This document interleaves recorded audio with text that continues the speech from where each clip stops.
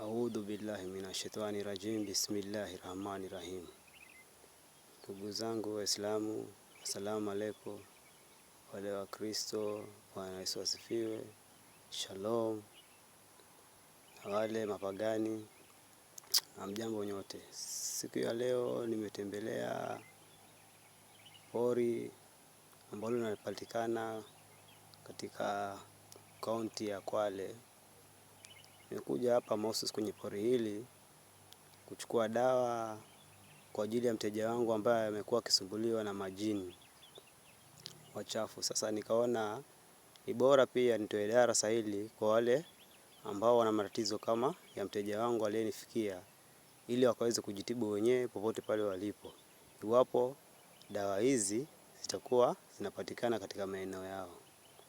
Kwanza kabisa, najua kuna watu wengi wanasumbuliwa na matatizo mengi ambayo hawajui chanzo chake ni nini ama dalili za jini. Ili kufahamu kama unasumbuliwa na jini, dalili zake ni zipi? Kwako wewe unanisikiliza, ama kwa mtu wako, aidha mtoto wako, bibi ama mmeo, ama yoyote yule ambaye unamfahamu aliye na ishara hizi, basi huwa anasumbuliwa na jini. Ikiwa usiku haulali na yani haupati usingizi, unaota mara unakimbizwa, mara unapaa, mara unafanya mapenzi ya jinsia moja, ama na wanawake, ama na wanaume, ama unafukuzwa na ng'ombe, unaota mara wakati mwingine uko baharini ama uko porini umepotea. Alafu kuna wale wengine watoto, kwa sasa kwa watoto, mtoto anaamka ako salama kabisa, lakini haizi maliza siku mpaka agonjeke, na ukienda hospitali akipimwa hakuna ugonjwa ambao unaonekana. Hizo ni dalili za kuwa una jini, ama kuna jini ambaye anakusumbua na kukutesa. Sasa hapa iko tiba ambayo ukifuata kwa vizuri, kwa njia nzuri inavyostahili, utapata uponyaji na hiyo jini litakuondokea kabisa, inshallah, kwa uwezo wa Mwenyezi Mungu. Sasa huu mtu kama mnavyouona, huu ni mti wa mkunazi. Majani ya tawi lake ndio hili, uone vizuri. Hii ni tiba mjarabu sana kwa wale watu ambao wanasumbuliwa na majini, na sasa hayo majini wachafu ambao wanakuja kuwatesa binadamu.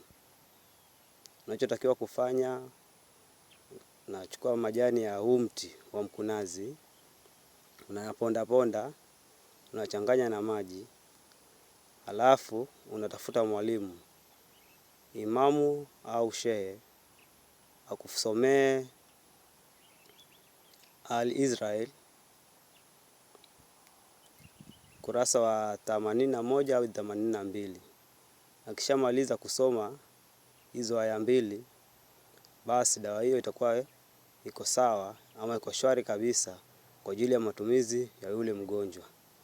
Akishakoga dawa ile na kunywa ndani ya siku 3, basi tatizo hilo la jini itakuwa limeshakwisha. Hakuna jini atakayemsongelea na wala kumtesa tena. Hakuna ugonjwa tena utakao mfuatilia, kwa sababu ugonjwa huo unasababishwa na jini. Zile ndoto za kuota mambo ambayo yako kinyume hautaota tena. Utakuwa na amani, utalala na utaishi vizuri. Pia jini huyu, kuna hii ishara nyingine ambayo nimesahau na ni ya muhimu sana. Ukiwa na majini wachafu, uhakikisha hakuna riski ambayo unaipata. So najua kuna watu wengi wana vifungo, lakini sana sana watu wao wanasema ni vifungo labda vya mizimu ama vya kichawi. Lakini pia majini wachafu husababisha vifungo kama hivi vya kuzuia riski. Unatafuta haupati, ukipata kinapotea.